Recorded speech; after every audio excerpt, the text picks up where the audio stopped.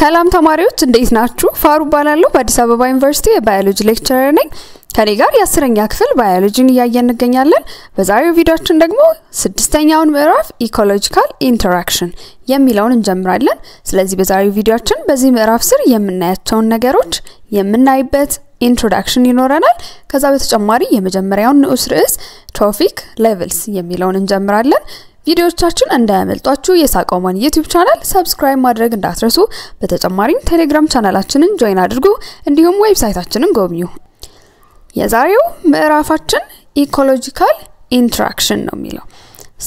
ኢኮሎጂካል ኢንተራክሽን ምንድነው ስንል በፍጥረታት መካከል እንዲሁም ደግሞ ፍጥረታት ከአካባቢያቸው ጋር ያላቸውን መስተጋብር ነው ኢኮሎጂካል ኢንተራክሽን የምንለው። ፍጥረታት ከሚኖሩበት አካባቢ እንዲሁም ከሌሎች ፍጥረታት ተነጥለው መኖር አይችሉም። ስለዚህ በተለያየ መንገድ ከአካባቢያቸው እንዲሁም ከፍጥረታት ጋር ምን ያደርጋሉ? ግንኙነት ይኖራቸዋል፣ መስተጋብር ይፈጥራሉ። ስለዚህ በስርዓተ ምህዳር ውስጥ የተለያዩ አይነት መስተጋብሮች አሉ። ይህም ደግሞ የተፈጥሮን ሚዛን ለመጠበቅ በጣም ወሳኝ ሚና ይጫወታል። ስለዚህ በዚህኛው ምዕራፍ በአጠቃላይ ስለነዚህ መስተጋብሮች ይሆናል የምንማረው ማለት ነው። ስለዚህ ይሄ ምዕራፍ ሁለት ንዑስ ርዕሶችን ይዞልን መጥቷል። የመጀመሪያው ትሮፊክ ሌቭልስ ይላል። ትሮፊክ ሌቭልስ ምንድነው ካልን ትሮፊክ ሌቭል የምንለው ፍጥረታት በስርዓተ ምህዳር ውስጥ ያላቸው በምግብ ሰንሰለት ውስጥ ባላቸው ሚና ላይ የተመሰረተ ተዋረዳዊ ቦታ ነው ትሮፊክ ሌቭል የምንለው። ስለዚህ በዚህኛው ንዑስ ክፍል ደግሞ ሁለት ንዑስ ክፍሎች አሉን። የመጀመሪያው ትሮፊክ ሌቭል በሚለው ንዑስ ርዕስ ስር ያለው የመጀመሪያው ንዑስ ክፍል ፉድ ቼንስ ኤንድ ፉድ ዌብስ ይላል። ፉድ ቼንስ እና ስለ ፉድ ዌብ ይሆናል የምንማረው ማለት ነው። በስርዓተ ምህዳር ውስጥ ምግብ ውስጥ ያለው ኤነርጂ ወይም ደግሞ ኃይል ከእጽዋት አልፎ በተለያዩ ፍጥረታት ሰንሰለት በኩል ይተላለፋል። ይህም እንዴት ነው የሚሆነው? አንድ ፍጥረት አንዱን እየበላ እሱ ደግሞ እንደገና በሌላ ፍጥረት እየተበላ ነው። ስለዚህ ምግብ ውስጥ ያለው ይሄ ኤነርጂ ወይም ኃይል በአንድ ነጠላ መንገድ ሲተላለፍ ፉድ ቼን ወይም የምግብ ሰንሰለት እንለዋለን። ለምሳሌ እዚህ ምስል ላይ እንደምናየው እዚህ ጋር እጽዋት አለ። እዚህ እጽዋት ውስጥ ያለውን ኤነርጂ ደግሞ አጋዘኑ እጽዋቱን ሲመገብ ያገኛል። አጋዘኑ ደግሞ እንደገና መልሶ በተክሏ ይበላል። ተክሏው ደግሞ ሲሞት እዚህ ውስጥ ያለው ኤነርጂ ወይም ኃይል ዲኮምፖዘርስ ወይም በስባሽ ሰሪዎች ያገኙታል። ስለዚህ እንደዚህ ያለ ኃይሉ ይተላለፋል ማለት ነው። ይሄ ቀስት ደግሞ የሚያሳየን የኤነርጂውን ወይም የኃይሉን ጉዞ ነው። ስለዚህ ይሄ ኤነርጂ ወይም ኃይል በአንድ ነጠላ መንገድ በዚህ መልኩ ሲተላለፍ ነው ፉድ ቼን የምግብ ሰንሰለት የምንለው። ነገር ግን በስርዓተ ምህዳር ውስጥ አንድ ፍጥረት አንድን ነገር ብቻ አይመገብም። አንድ ፍጥረት ደግሞ እንደገና የተለያዩ ፍጥረታት ይመገቡታል። ልክ እዚህኛው ምስል ላይ እንደምናየው ማለት ነው። ስለዚህ አንድ የምግብ ሰንሰለት ከሌላው የምግብ ሰንሰለት ጋር የተቆራኘ ነው ማለት ነው። ምግብ ውስጥ ያለው ኤነርጂም በአንድ ነጠላ መንገድ ብቻ አይተላለፍም። ስለዚህ ይህ ውስብስብ የሆነ ቁርኝት ደግሞ ፉድ ዌብ እንለዋለን። ስለዚህ በፉድ ዌብ ውስጥ የተለያዩ የምግብ ሰንሰለቶች ተቆራኝተው እርስ በርስ እናገኛለን። ፉድ ምግብ፣ ዌብ ደግሞ ምንድነው? ድር። ስለዚህ ይሄ ድር የሚለው ቃል ምንን ያመለክተናል ማለት ነው? ልክ እንደ ሸረሪት ድር ይሄ ፉድ ዌብ ውስጥ ያለው የተወሳሰበ ሰንሰለት መሆኑን ያመለክተናል። ስለዚህ በዚህኛው ንዑስ ክፍል ስለዚህ ነገሮች በደንብ እንማራለን።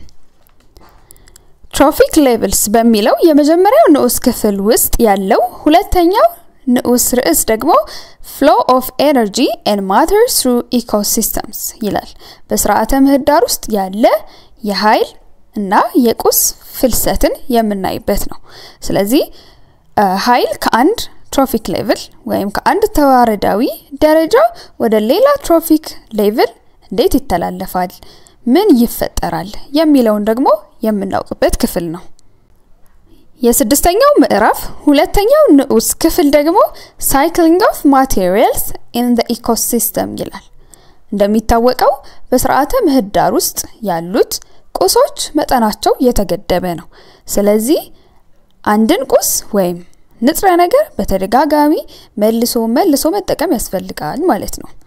እነዚህ በጣም አስፈላጊ የሆኑ ቁሶች ለምሳሌ ካርበን፣ ናይትሮጅን፣ ፎስፎረስ የምንላቸውን መልሰን ለመጠቀም የሚያስችል ዑደት ወይም ሳይክል አለ። ስለዚህ በዚህ ክፍል እነዚህን ዑደቶች እናያለን ማለት ነው። ዋተር ሳይክል የውሃ ዑደት፣ ካርበን ሳይክል የካርበን ዑደት፣ ናይትሮጅን ሳይክል የናይትሮጅን ዑደትና ፎስፎረስ ሳይክል ወይም የፎስፎረስ ዑደትን እናያለን። እንዴት ነው እነዚህ ወሳኝ የምንላቸው ቁሶች ንጥረ ነገሮች በስርዓተ ምህዳር ውስጥ የሚንቀሳቀሱት የሚለውን እናያለን በዚህ ክፍል። እሺ በምዕራፍ 6 እነዚህን ሁሉ ነገሮች እንማራለን ካልን ለምንድነው እነዚህን ሁሉ ነገር ማወቅ ያለብን? why is this important ብላችሁ መጠየቅ ይኖርባችኋል። ለምንድነው ማወቅ ያስፈልገን ስንል መጀመሪያ ማወቅ አንድ ነገር ነው። ካወቅን በኋላ ግን ያ ማወቃችን ወደ ምን መቀየር ይኖርበታል? ወደ understanding ወደ መረዳት። ስለዚህ understanding ecosystem structure ስለ ስርዓተ ምህዳር መዋቅር መረዳት ያስችለናል ማለት ነው። እነዚህ ሁሉ የምናውቃቸው ነገሮች በስድስተኛው ምዕራፍ እንዴት ነው ፍጥረታት እርስ በርስና ከአካባቢያቸው ጋር የተቆራኙት? በስርዓተ ምህዳር ውስጥ ያሉ ህይወት ያላቸው እንዲሁም ህይወት የሌላቸው አካላት የትኞቹ ናቸው? ጤናማ የምንለው የስርዓተ ምህዳር የቱ ነው?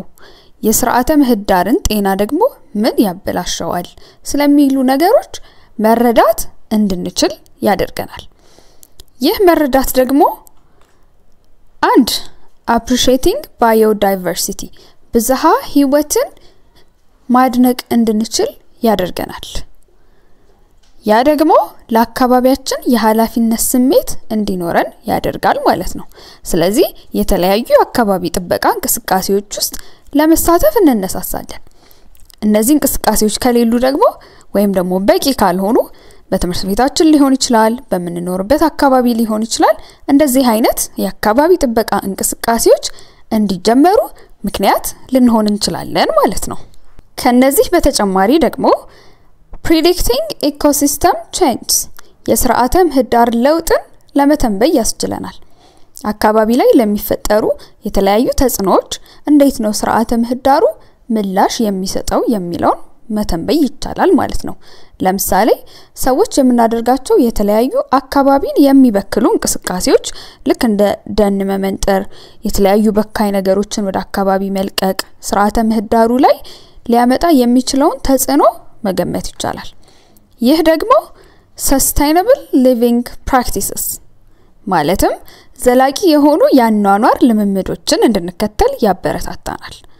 እጽዋት መትከል፣ ለአካባቢ ተስማሚ የሆኑ ምርቶችን መጠቀም እንዲሁም የተፈጥሮ ሀብትን መጠበቅና መንከባከብ የኑሯችን አካል እንድናደርግ ያነሳሳናል ማለት ነው። ስለዚህ አሁን ይሄንን ምዕራፍ ለመጀመር ዝግጁ እንደሆናችሁ አልጠራጠርም። ስለዚህ ወደ መጀመሪያው ንዑስ ክፍል trophic levels ወደሚለው እንሂድ። ይህ ንዑስ ክፍል 3 objectives ወይም ግቦች አሉት። የመጀመሪያው define trophic level, food chain and food web። trophic level, food chain እንዲሁም food web ያልናቸው ነገሮች ምንድናቸው የሚለውን እንገልጻለን። ሁለተኛ construct food chain and food web based on observed feeding relationship among common organisms in their locality። የተለያዩ ፍጥረታት ባሉበት አካባቢ ባላቸው የምግብ ግንኙነት ወይም ያመጋገብ ግንኙነት ላይ በመመስረት የተለያዩ የምግብ ሰንሰለቶችን እንዲሁም food web ያልነውን እንገነባለን። outline the flow of energy from the sun to plants then to a higher trophic level። እንዴት ነው ኃይል ከፀሐይ ወደ እጽዋት ገብቶ ከዛ ደግሞ ከፍተኛ ወይም ደግሞ higher trophic level ላይ ወዳሉ ፍጥረታት flow የሚያደርገው ወይም የሚፈልሰው የሚለውንም እንመለከታለን። A cat always hunts a rat. You know what will happen if a hyena and a dog come together? What does this remind you about feeding relationship in your environment? ድመት ሁሉ ጊዜ አይጥን ታድናለች አይደል? ውሻና ጅብ ደግሞ አንድ ቦታ ላይ ቢመጡ ምን ሊፈጠር እንደሚችል ታውቃላችሁ? ይሄ አካባቢያችን ላይ ስላለ ያመጋገብ ግንኙነት ምን ያስታውሳችኋል? የድመቷና የአይጧ ጉዳይ በአዳኝና በታዳኝ መካከል ያለውን ግንኙነት ያሳየናል። ስለዚህ ድመቷ ሁሉ ጊዜ ለምግብነት አይጧን ታድናለች ማለት ነው። የጅቡና የውሻው ጉዳይ ደግሞ ምናልባት እነዚህ ሁለት ፍጥረታት አንድን ነገር ለማደን ሲሉ ኮምፒት ሊያደርጉ ወይም ሊፎካከሩ ይችላሉ። ስለዚህ እነዚህ በተለያዩ ፍጥረታት መካከል ያለውን መስተጋብር ያሳዩናል ማለት ነው። ስለዚህ በአንድ በትልቅ ፉድ ዌብ ወይንም ደግሞ የምግብ መረብ ውስጥ ያለውን የተወሰነ ክፍል ያሳየናል። Food chain and food web. What is the ultimate source of energy in life? How is energy transferred from organism to organism? ለህይወት ትልቁ ወይም ደግሞ መሰረታዊው የኃይል ምንጭ ምንድነው? ይህ ኃይል ደግሞ እንዴት ነው ከአንድ ፍጥረት ወደ ሌላ ፍጥረት ትራንስፈር የሚደረገው ወይም የሚተላለፈው? Have you observed solar panels used to collect energy from the sun, which transform solar energy to electrical energy for different purposes? የተለያዩ ሶላር ፓናሎችን አይታችሁ ታውቃላችሁ ብዬ አስባለሁ። እነዚህ ሶላር ፓናልስ ከፀሐይ የሚገኘውን ኃይል በመሰብሰብ ያንን የፀሐይ ኃይል ወደ ምን ይቀይሩታል? ወደ ኤሌክትሪካል ኃይል በመቀየር ለተለያዩ አገልግሎቶች ለመጠቀም ያስችላሉ። Your answer might be yes. However, the best way to trap and store energy from sunlight is to grow plants and use the food they synthesize. አይታችሁ ልታውቁት ትችላላችሁ፣ ላታውቁም ትችላላችሁ። ነገር ግን በጣም ቤስት ወይም ምርጥ የምንለው የፀሐይ ብርሃንን ለመሰብሰብና ስቶር ለማድረግ ለማከማቸት ወሳኙ ምርጡ መንገድ ምንድነው? እጽዋቶችን ማሳደግ መትከል ነው። ከዛ እነሱ የሚያዘጋጁትን በፎቶሲንተሲስ የፀሐይ ብርሃንን ኃይል ወደ ኬሚካል ኤነርጂ ይቀይሩታል አይደል? ሶ ያንን ከዛ መጠቀም እነሱ ያመረቱትን ምግብ መጠቀም ቤስት ዌይ ነው ወይም ምርጡ መንገድ ነው። This stored energy is transferred to other living organisms that eat plants and themselves have been eaten by another organism. ይህ እጽዋቶች ከፀሐይ ብርሃን የሰበሰቡትን ኃይል በፎቶሲንተሲስ ወደ ኬሚካል ኤነርጂ ቀይረው በምግብ መልክ ስቶር የተደረገው ኃይል ወደ ሌላ ፍጥረት የሚተላለፈው እንዴት ነው? አንድ ኦርጋኒዝም እጽዋቶችን ምን ሲያደርግ ነው? ሲመገብ ነው። ከዛ ደግሞ እንደገና ያ ኦርጋኒዝም ደግሞ ያ ፍጥረት ደግሞ እንደገና በሌላ ኦርጋኒዝም ወይም በሌላ ፍጥረት ይበላል። ስለዚህ እጽዋቱን ሲመገብ ወደ አንድ ኦርጋኒዝም ኤነርጂው ይተላለፋል። ሌላ ፍጥረት ደግሞ እሱን ሲመገበው ያ ኤነርጂ ይተላለፋል ማለት ነው። Thus, the ultimate source of energy in living organisms is the sun. ስለዚህ ህይወት ላለው ፍጥረት ጠቅላላ መሰረታዊ የሆነው የኃይል ወይም የኤነርጂ ምንጭ ማን ነው ማለት ነው? ሰን ወይም ፀሐይ ነው። ምክንያቱም ፀሐይ ላይ ያለውን ሶላር ኤነርጂ እጽዋቶች ይሰበስባሉ፣ ከዛ ምግብ ያዘጋጃሉ፣ ከዛ ሌላ ፍጥረት እጽዋቱን ሲመገብ ያንን ኃይል ይወስዳል። ከዛ ያንን ደግሞ ሌላ ፍጥረት ያኛውን ደግሞ ኦርጋኒዝም ሲመገብ እያለ ይተላለፋል ማለት ነው ኤነርጂው። In this lesson, you will learn how energy is transferred from plants through a series of organisms. ስለዚህ በዚህኛው ትምህርታችን ይህ ኃይል እንዴት ነው ከእጽዋት በተለያዩ ተከታታይ ፍጥረታት ውስጥ ትራንስፈር የሚተላለፈው የሚለውን እንመለከታለን። Plants are the first to trap energy and produce their food.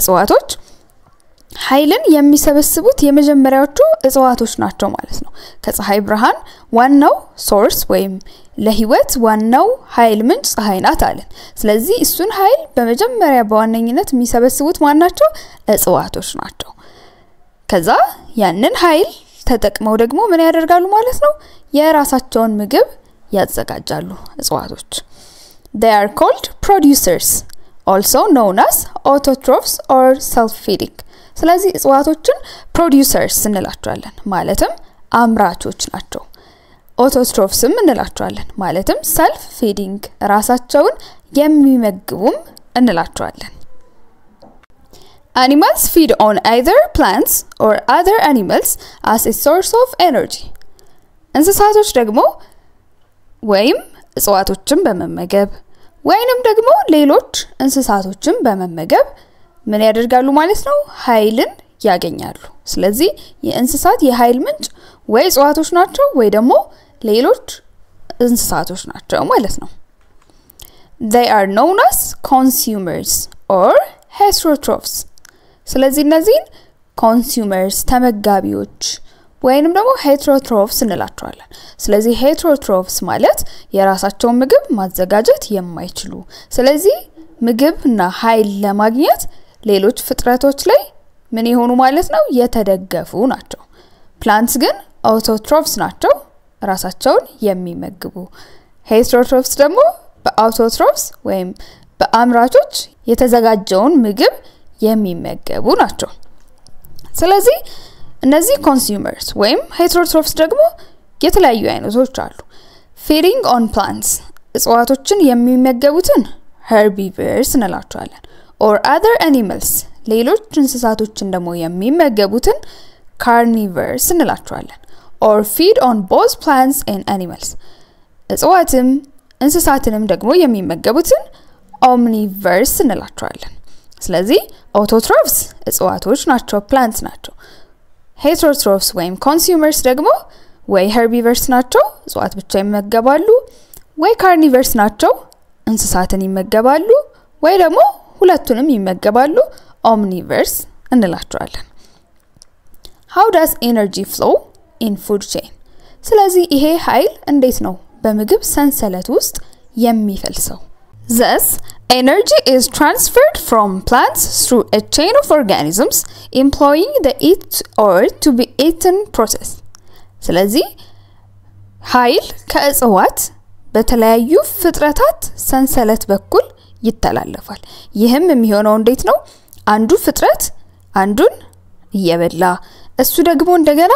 በሌላ ፍጥረት እየተበላ ነው ማለት ነው ይሄ ኃይል የሚተላለፈው This process is known as the food chain or food web ስለዚህ ይሄንን ሂደት የምግብ ሰንሰለት ወይም ደግሞ food web እንለዋለን ማለት ነው ስለዚህ food chain እና food web ምግብ ውስጥ ወይም እጽዋት ውስጥ ያለው ኃይል የሚተላለፍባቸው መንገዶች ናቸው ማለት ነው እዚህ ምስል ላይ አንድ የፉድ ቼን ወይም የምግብ ሰንሰለት ምሳሌ እናያለን እዚህ ጋር ሳር አለ አይደለ ሳሩን ፌንጣ ትበላዋለች ፌንጣዋ ደግሞ በምን ትበላለች በአይጥ አይጧን ደግሞ እንደገና እባብ ይበላታል እባቡ እንደገና መልሶ በምን ይበላል በንስር ይበላል እንደዚህ ያለ ይቀጥላል ማለት ነው ስለዚህ ይሄ የምግብ ሰንሰለት ወይም ፉድ ቼን የምንለው ነው ይህ ቀስት ደግሞ የኃይሉን ወይም ደግሞ የኤነርጂውን መተላለፍ ያሳየናል The following are characteristic features of a food chain ከዚህ ቀጥሎ የምናያቸው የፉድ ቼን ወይም የምግብ ሰንሰለትን መገለጫ የሆኑ ጸባዮች ነው የመጀመሪያው there is a repeated process of to eat or to be eaten so the food chain represent nutritive interaction among biotic component of the ecosystem የመጀመሪያው ባህሪ ምንድነው ተደጋጋሚ የሆነ ወይም ደግሞ ኡደት ያለው መብላት የመበላት ሂደት አለ ስለዚህ ይሄ መብላት መበላቱ አንዴ ብቻ ተከናውኖ የሚቀር ነገር አይደለም repeated process ነው ተደጋጋሚ ሂደት ነው ይሄ ፉድ ቼን ላይ ወይም የምግብ ሰንሰለቱ ላይ የምናገኘው ሂደት ማለት ነው ስለዚህ አንዱ ፍጥረት በአንዱ ይበላል ያ ደግሞ እንደገና በሌላ ፍጥረት ይበላል ሶ ይሄ የሚቋረጥ አይደለም ስለዚህ ፉድ ቼን ወይም የምግብ ሰንሰለት የምንለው ነገር ምንን ነው ማለት ነው ሪፕሬዘንት የሚያደርገው ወይም ምንን ነው የሚወክለው ማለት ነው በስነ ምህዳር ውስጥ ያሉትን ህይወት ያላቸው ፍጥረታት መካከል ያለውን መስተጋብር ያሳየናል ማለት ነው ኒውትሪቲቭ ኢንተራክሽን ስንል አንድ ፍጥረት ለምሳሌ እጽዋትን herbivores ይበላሉ አለን አይደለ ስለዚህ herbivoresን ደግሞ እንደገና ሌሎች carnivores ይሄን ደግሞ የሚበሉ ስጋ በል ሊሆኑት ደግሞ ይሄኛውን ይመገቡታል ስለዚህ እንደዚህ እርስ በርስ አንዱ አንዱን እየበላ ሲሄድ ኤነርጂና ምን ይተላለፋል ማለት ነው ኒውትሪየንትስ ማለትም ንጥረ ነገር ይተላለፋል ስለዚህ ይሄ ህይወት ባላቸው በስነ ምህዳሩ ውስጥ ባሉ ህይወት ባላቸው አካላት መካከል ያለውን መስተጋብር ነው ማለት ነው ፉድ ቼን የሚያሳየን ኢኮሲስተም ወይም ስነ ምህዳር ስንል ሁለቱንም ህይወት ያለውንም ህይወት የሌለውንም ክፍል አንድ ላይ ያያዘ ነው አይደለ ባዮቲክ ኮምፖነንት የምንለው ህይወት ያላቸውን ነገሮች ጠቅላላ ነው plants እጽዋት animals እንስሳት microorganisms ወይም ደግሞ ረቂቅ ተዋሲያንን ይይዛል ማለት ነው ስለዚህ በእነዚህ መካከል ህይወት ባላቸው የስነ ምህዳሩ አካላት መካከል ያለውን መስተጋብር ነው ፉድ ቼን ወይም የምግብ ሰንሰለት የሚያሳየን እዛ ውስጥም ደግሞ ምን አለ ማለት ነው ተደጋጋሚ የመብላት እና የመበላት ሂደት አለ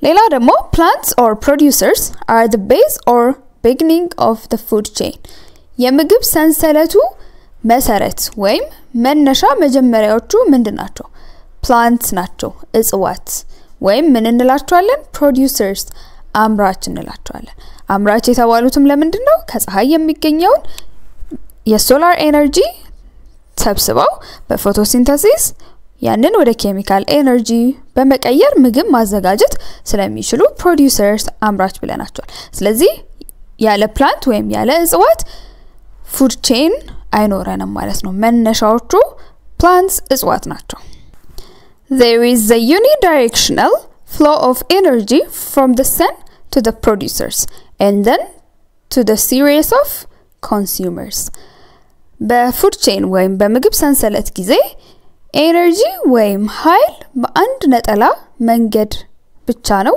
የሚተላለፈው ስለዚህ ከፀሐይ የመጣው ኤነርጂ ወደ producers ወደ አምራቾች ወደ እጽዋት ከዛ ተከታታይ ባሉት ደግሞ consumers ወይም ተመጋቢዎች በአንድ ነጠላ መንገድ ብቻ ሲተላለፍ ምን እንለዋለን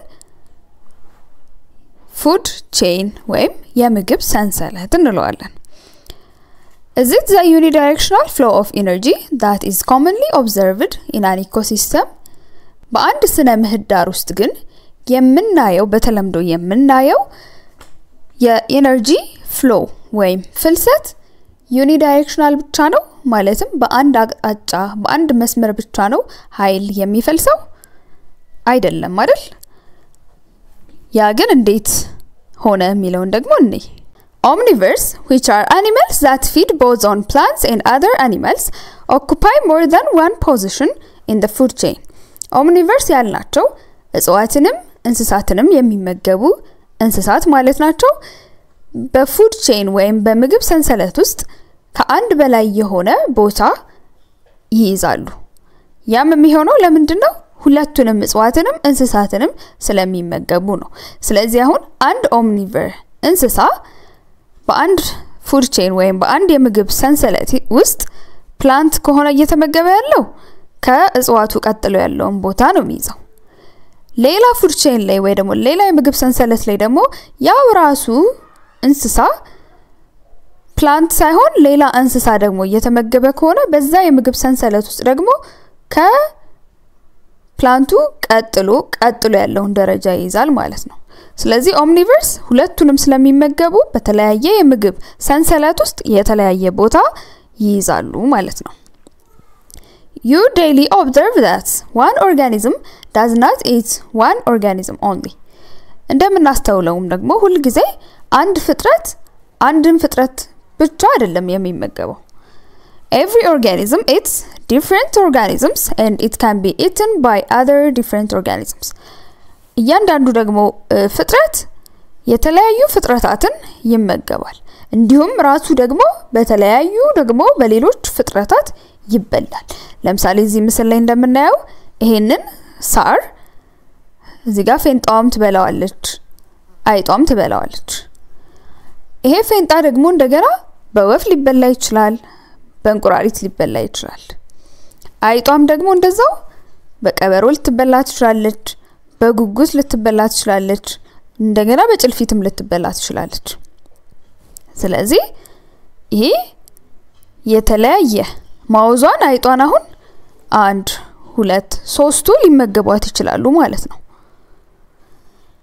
ወፏን ደግሞ እዚህ ጋር ስናይ ስኔክ እንደገና በጭልፊት ስለዚህ እዚህ ውስጥ የተለያየ የምግብ ሰንሰለቶችን እናገኛለን አንዱ ፍጥረት ከአንድ በላይ የሆነ ፍጥረት ይመገባል እንደገና አንዱ ፍጥረት ደግሞ ከአንድ በላይ በሆነ ፍጥረት ይበላል ራሱ መልሶ therefore ecosystems normally exhibit multi-directional energy flow which is more than a direct chain of who eats what ስለዚህ በስነ ምህዳር ውስጥ ከአንድ በላይ የሆነ ወይ ደግሞ ባለብዙ አቅጣጫ የሆነ የኤነርጂ የኃይል ምንድነው ያለው ማለት ነው ፍልሰት ነው ያለው እዚህ ሳር ውስጥ ያለው ኃይል በአንድ አቅጣጫ ብቻ አይደለም የሚሄደው አሁን grasshopper ወይ ደግሞ ፌንጣዋ በልታው ከዛ ወፍ ከዛ እባብ ከዛ ጭልፊት ብቻ ቢሆን አንድ ዳይሬክሽን ወይ አንድ መስመር ብቻ ነው ማለት ነው ተከትሎ ኤነርጂ ፍሎ ያደርጋል የምንለው ግን እዚህ ላይ እንደምናየው ሳሩ በተለያዩ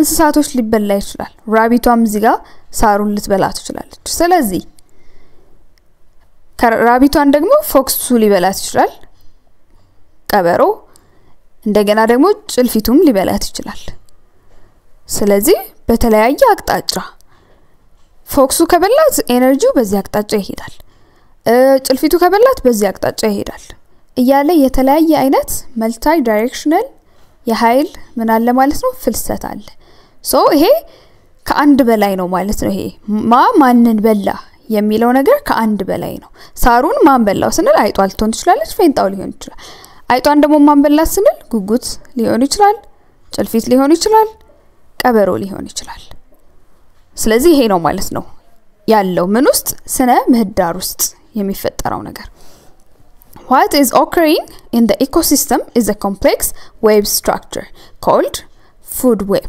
ስለዚህ እዚህ ስነ ምህዳር ላይ እየተፈጠረ ያለው ነገር ምንድነው ማለት ነው የተወሳሰበ መዋቅር ያለው ዌብ ስትራክቸር ዌብ ምንድነው ድር ነው አይደል ስለዚህ እዚህ ጋር ልክ እንደ ሸረሪት ድር አይነት በዚህም የተወሳሰበ ኮምፕሌክስ የሆነ መዋቅር ነው ያለው ስለዚህ ይሄ ምን እንለዋለን ማለት ነው ይሄን መዋቅር ፉድ ዌብ እንለዋለን ብዙ ስለዚህ ፉድ ዌብ የምንለው በውስጡ ብዙ ምኖች ይዟል ማለት ነው የምግብ ሰንሰለቶች እርስ በርስ ተጠላልፈው በውስጡ ይይዛል ማለት ነው A food web is an interconnected food chain that makes interwoven or web-like structure. ስለዚህ food web የምንለው እርስ በርስ የተያዙ የምግብ ሰንሰለት ምን የሰሩ የተጠላለፈ አይነት መዋቅር የሰሩ በዚህም በተለያየ አቅጣጫ የተቆላለፉ የእርስ በርስ የተሳሰሩ ምኖችን ነው የምግብ ሰንሰለቶችን አንድ ላይ ይይዛል ማለት ነው ፉድ ዌብ የምንለው So the figure ላይ ምን እናያለን ማለት ነው ፉድ ቼን እና ፉድ ዌብ መካከል ያለው ልዩነት በደንብ አድርጎ ያሳየናል So food chain follows a single path አንድ ነጠላ የሆነ መንገድ ብቻ ነው የሚከተለው የምግብ ሰንሰለት ስለዚህ እዚህ ጋር P producer አምራቾች ማለትም plants H ደግሞ herbivores ወይም ደግሞ እጽዋት ተመጋቢዎች እንደሚያሳየን C ደግሞ carnivore ማለትም እንስሳትንም የሚመገቡ ወይ ስጋ በሊታ ምንላቸው So primary ምንላቸው ከሄርቢቨሩን የሚበሉትን ነው ይሄንን ደግሞ የሚበሉትን C2 secondary carnivore ሁለተኛ ደረጃ ስጋ በሊታዎች እንላቸዋለን ስለዚህ food chain ላይ ይሄኛውን ይሄ ይበላዋል ይሄኛውን ይሄ ይበላዋል ይሄኛውን ይሄ ይበላዋል ሌላም ፉድ ቼን ላይ እንደዛው ፉድ ዌብ ላይ ግን ይሄኛውን ፕሮዲዩሰር ይሄኛውም ይበላዋል ይሄኛውም በዚህ ይበላል ይሄ እንደገና ይሄኛው ሄርቢቨር ደግሞ በዚህኛው ካርኒቨር ሊበላ ይችላል ይሄኛው ፕራይመሪ ካርኒቨር ደግሞ እንደገና በእነዚህ በሶስቱ ሰከንደሪ ካርኒቨርስ ሊበላ ይችላል እሺ ተማሪዎች አሁን ደግሞ አንድ አክቲቪቲ እንስራ Think of a possible feeding relationship of organisms commonly observed in your locality. Share your ideas with your classmates. እስኪ አንድ በአካባቢያችሁ ላይ በተለምዶ ኦብዘርቭ የምታደርጉትን ወይም የምታዩትን በፍጥረታት መካከል ያለ የምግብ ግንኙነት አስቡና ከዛ ስለሱ ከጓደኞቻችሁ ጋር ተወያዩ Discuss whether it is a food chain or food web that is observed on the ground and anticipate why this is so. ከዛ ደግሞ ምን ላይ ትወያያላችሁ የእውነት መሬት ላይ የምናየው የምግብ ሰንሰለት ፉድ ቼን ነው ወይስ ፉድ ዌብ ነው ከዛ ደግሞ ይሄ ለምን ሆነ የሚለው ደግሞ ገምቱ ተወያዩ በአካባቢያችን በተለምዶ የምናያቸው የተለያዩ ፉድ ቼን ወይም የምግብ ሰንሰለቶች ልንጠቅስ እንችላለን ለምሳሌ ሳር አለ አይደለ ሳርን ማን ይመገባል በግ የበግ ስጋን ደግሞ እኛ ሰዎች እንመገባለን እንደዚህ አይነት የተለያዩ የምግብ ሰንሰለቶችን ልናይ እንችላለን ነገር ግን በስነ ምህዳር ውስጥ ያሉ ፍጥረታት በተለያዩ መንገድ መስተጋብር ይፈጥራሉ ስለዚህ በስነ ምህዳር ውስጥ የምናየው ፉድ ዌብ ነው ማለት ነው ይሄንን የተወሳሰበ ቁርኝት ግን ፉድ ቼን ወይም የምግብ ሰንሰለት በቀላሉ እንድንረዳ ያደርገናል Based on the food web illustrated below, construct different short food chains and share your work with other groups. እዚህ ላይ ምስል ላይ በምትመለከቱት ፉድ ዌብ ላይ በመመስረት የተለያዩ አጫጭር የምግብ ሰንሰለቶችን ወይም ፉድ ቼኖችን ገንቡ ነው የሚለው ከዛ ደግሞ የሰራችሁትን ከጓደኞቻችሁ ከቡድን አጋሮቻችሁ ጋር ተወያዩ እዚህ ምስል ላይ የተለያዩ ኦርጋኒዝምስ ፍጥረታትን እናያለን ስለዚህ ቀስቱን ተከትለን በመሄድ ከዚህ ፉድ ዌብ ላይ አጫጭር ፉድ ቼኖችን ማግኘት እንችላለን ማለት ነው ስለዚህ ግራስ ሳርን ማን ይመገባል rabbit ወይም ጥንቸሏ ከዛ ጥንቸሏን ደግሞ hawk ወይም ጭልፊት ይበላታል ሌላ ደግሞ ሳሩን rat ወይም አይጥ ትበላዋለች አይጧ ደግሞ እንደገና snake እባብ ይበላታል እባቡ ደግሞ እንደገና በጭልፊት ይበላል ይሄ ሁለተኛ ፉድ ቼን ነው ከዚህ የምናገኘው ሶስተኛ ደግሞ grass ሳሩ አለ ሳሩን grasshopper ወይም ፌንጣ ይመገባል grasshopper ደግሞ በማን ይበላል በlizard ወይም በእንሽላሊት እንሽላሊቱ ደግሞ እንደገና በhawk ወይም በጭልፊት ስለዚህ እነዚህን ሶስት የምግብ ሰንሰለቶች ከዚህ የምግብ ዌብ ወይም ከፉድ ዌብ ላይ ማውጣት ይችላል ማለት ነው በዚህ አጋጣሚ ቪዲዮዎቻችን እንዳያመልጧችሁ የሳቋማን ዩቲዩብ ቻናል ሰብስክራይብ ማድረግ እንዳትረሱ እሺ what is a trophic level how is it different from feeding level trophic level የምንለው ምንድነው እንዴት ነው ደግሞ feeding level ከሚለው የምንለየው each organism occupies a specific position in the food chain called trophic level እያንዳንዱ ፍጥረት በምግብ ሰንሰለት ውስጥ የሚይዘው አንድ የተወሰነ ቦታ አለ ያንን ነው trophic level የምንለው basically a trophic level indicates the position of the organism in an order of receiving energy and usually ranges from 1 to 3 or 4 trophic levels ስለዚህ trophic level የምንለው ምንን ያመለክታል ማለት ነው አንድ ፍጥረት ኃይልን በሚቀበልበት ቅደም ተከተል ውስጥ ያለውን ቦታ ነው የሚያሳየን ስለዚህ trophic level ደግሞ ከ1 እስከ 3 ወይ ደግሞ እስከ 4 ደረጃ ያላቸው trophic levelsን ልናገኝ እንችላለን ስለዚህ እነዚህ trophic levels ስናይ Plants which are the first to trap solar energy stands at the first trophic level. እጽዋቶች የመጀመሪያውን ከፀሐይ ብርሃን የሚገኘውን ኃይል የሚሰበስቡ ስለሆኑ የመጀመሪያውን ትሮፊክ ሌቭል ለእጽዋቶች እንሰጣለን ማለት ነው። ስለዚህ እጽዋቶች first trophic level ላይ ነው ያሉት። Herbivores that eat plants stand at the second trophic level. እጽዋቶችን ደግሞ የሚመገቡት herbivores የምንላቸው ደግሞ ሁለተኛ የትሮፊክ ሌቭሉ የነሱ ነው ማለት ነው የherbivores። ቀጥሎ ደግሞ carnivores that eat herbivores stand at the third trophic level. carnivores ደግሞ የምንላቸው እነዚህን ፕላንትን የሚመገቡትን የሚበሉት ደግሞ ሶስተኛውን የትሮፊክ ሌቭል የነሱ ነው ማለት ነው። ስለዚህ እነዚህ ፍጥረታት በዚህ ፉድ ቼን ወይም በዚህ የምግብ ሰንሰለት ውስጥ ባላቸው ቦታ መሰረት ነው ማለት ነው ይሄ ትሮፊክ ሌቭል የሚወሰነው። የመጀመሪያውን ኃይል የሚሰበስቡት ፈርስት ትሮፊክ ሌቭል አንደኛ ደረጃ የትሮፊክ ሌቭል ላይ አሉ ፕላንትስ። ቀጥሎ ሰከንድ ትሮፊክ ሌቭል ቀጥሎ ደግሞ ሰርድ ትሮፊክ ሌቭል እያልን እንቀጥላል ማለት ነው። ፊዲንግ ሌቭል ጋር ደግሞ ስንመጣ the feeding level is the order of consuming or eating one another.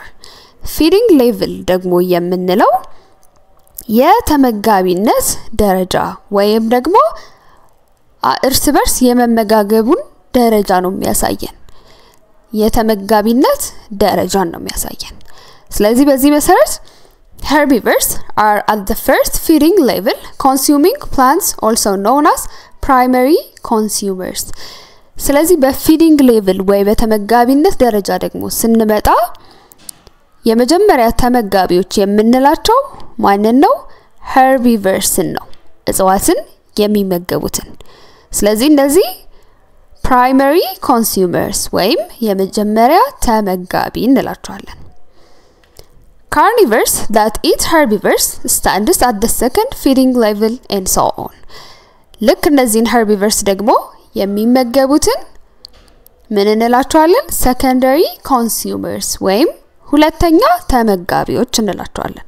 ስለዚህ ሁለተኛ ተመጋቢዎቹ ደግሞ ማን ናቸው? carnivores እነዚህን herbivoresን የሚበሉ ማለት ነው። ስለዚህ ትሮፊክ ሌቭል እና በፊዲንግ ሌቭል መካከል ያለውን ልዩነት በደንብ ማስተዋል ይኖርባችኋል። በትሮፊክ ሌቭል ከመጣን የመጀመሪያውን ኃይል ከፀሐይ ብርሃን የሚመጣውን የሚሰበስቡት ፕላንትስ ስለሆኑ የመጀመሪያው ትሮፊክ ሌቭል ላይ ፕላንትስን ነው የምናገኘው ማለት ነው። ከዛ ደግሞ ከፕላንትስ ቀጥሎ ሰከንድ ትሮፊክ ሌቭል ከዛ ሰርድ ፊዲንግ ሌቭል ወይም ተመጋቢነት ደረጃ ግን ስንል ፕላንትስ ሰልፍ ፊዲንግ ወይ ራሳቸውን መጋቢዎች ናቸው ወይም ደግሞ ፕሮዲዩሰርስ አምራቾች ናቸው። ስለዚህ ፕላንትስ ከፀሐይ ብርሃን ያለውን ኃይል ተጠቅሞ ምግብ ይሰራሉ እንጂ ሌላ ምንም የፀሐይ ብርሃንን አይመገቡትም አይደለ?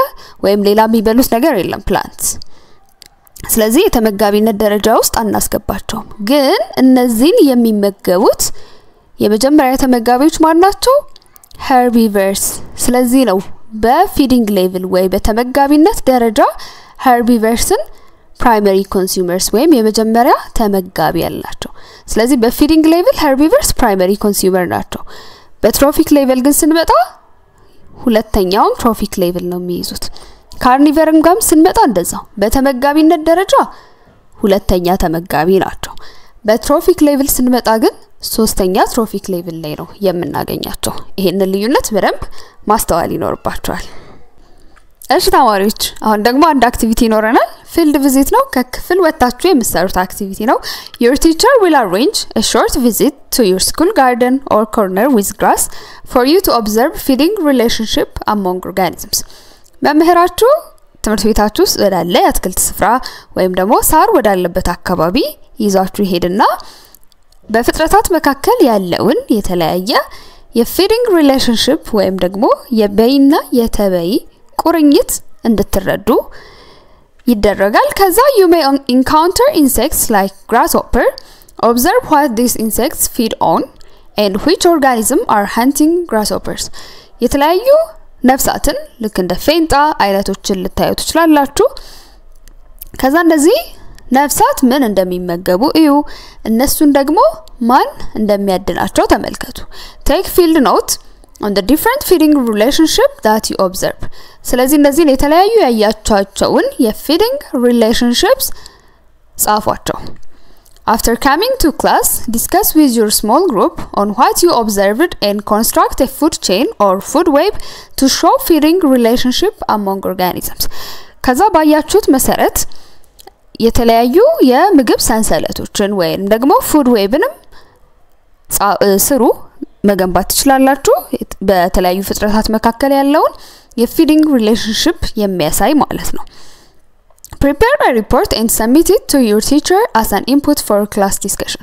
ከዛ በዛ ላይ ዘገባ ጻፉና ለመምህራችሁ ታስገባላችሁ በዛ መሰረት ከጓደኞቻችሁ ጋር ስላያቻቸው የfeeding relationships ትወያያላችሁ። ስለዚህ በዚህ መሰረት የተለያዩ food webዎችን መገንባት ትችላላችሁ። ቅድም እንደሰራነው ደግሞ የተለያዩ የምግብ ሰንሰለቶችንም መገንባት ትችላላችሁ። የዛሬው ቪዲዮአችን ይሄን ይመስል ነበር በቀጣይ ቪዲዮ እስከምንገናኝ ሰላም ቆዩኝ